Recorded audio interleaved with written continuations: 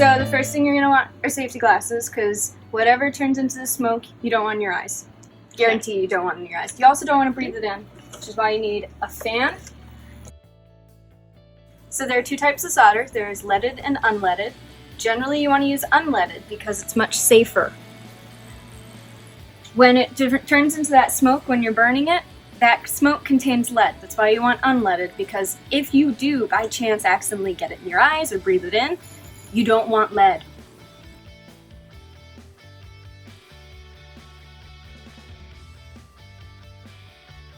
I'm not soldering much today.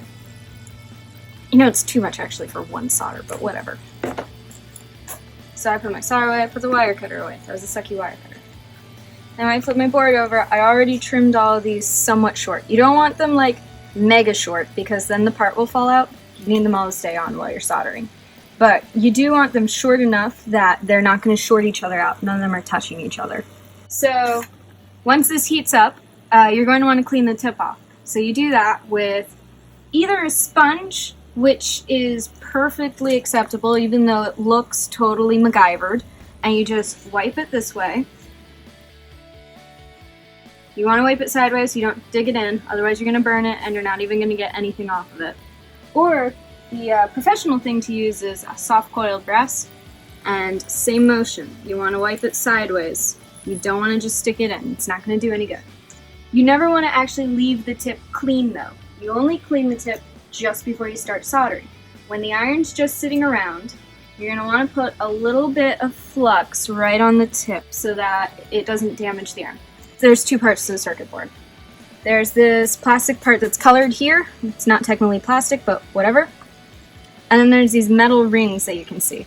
When you solder something, you're going to put the solder tip up against the metal ring, and you're going to let it sit there until maybe the count of 3. And then hopes of heating up the ring. Then you're going to put the solder and touch the ring. You don't want to touch the solder iron. You want to touch the ring. The first time you do it, since the solder pen is so clean, it might take a little longer, but the longer you go, the more of these you do at once, the faster they get. I'm just going to test it by the fan to make sure that this is a perfectly safe setup. I'm going to watch for the smoke. See, the smoke blows away from me. That means it's safe enough. So then when you solder something, you'll use one hand to hold this, or one finger. It's almost like you need 3 hands for this. You're going to use some way to hold the board stable, preferably one of your hands and not some random object you lean it against. Let's heat up a ring before I get to the second part. We're going to pick this one. There we go.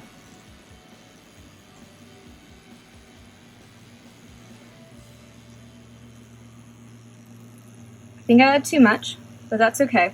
So then you're going to count to 3 before you remove it so that the solder soaks to the bottom. Now you see, this is actually not a great solder job because it looks kind of like a drumstick. You don't want your little wire to look like a drumstick. You want it... See if we can get another one better. I am a newbie to this.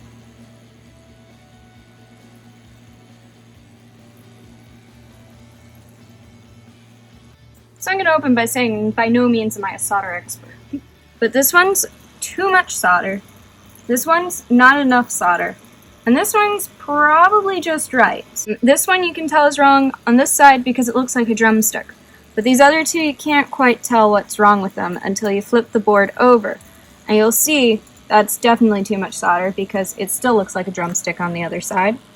This one you can tell is not enough solder because it's just, you don't really see any solder at all because there's not enough solder. This is really the look you're going for when you solder something. It's kind of got a nice sloped edge going up into it, but it doesn't go up high and spill over like this one. It's just enough solder to give the part connected to the board with a really good amount of contact.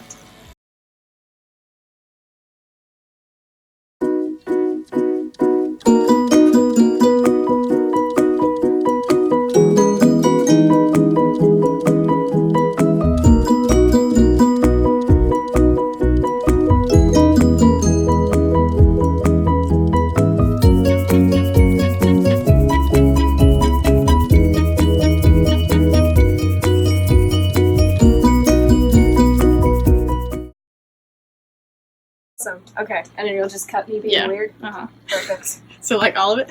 Yeah. I know, right?